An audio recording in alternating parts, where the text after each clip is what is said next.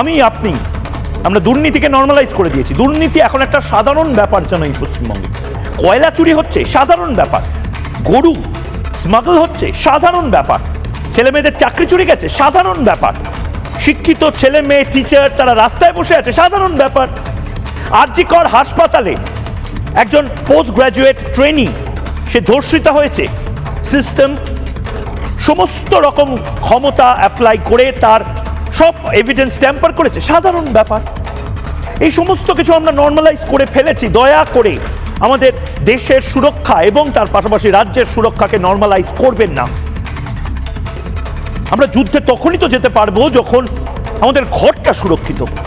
আমরা বন্দুক নিয়ে বেরিয়ে পড়ছি, কিন্তু আমরা পরে দেখতে পাচ্ছি আমরা যেখান থেকে বন্দুক নিয়ে বেরোচ্ছি সেখানে না আছে ঢাল, না আছে তলোয়ার, একটা জং ধরা বন্দুক আমাদের হাতে কেউ ধরিয়ে দিয়েছে এবং পেছনে পাকিস্তানিরা অপেক্ষা করছে আমাদের জন্য। এরকম পরিস্থিতি নিশ্চয়ই আমি আপনি চাই না। আমাদের ভারতবর্ষটাকে তো সুরক্ষিত করতে হবে। এই ফাঁকে আমাদের ভারতবর্ষে কেন এনআরসি শুরু হবে না আজ তার জবাব চাইছে বাংলা।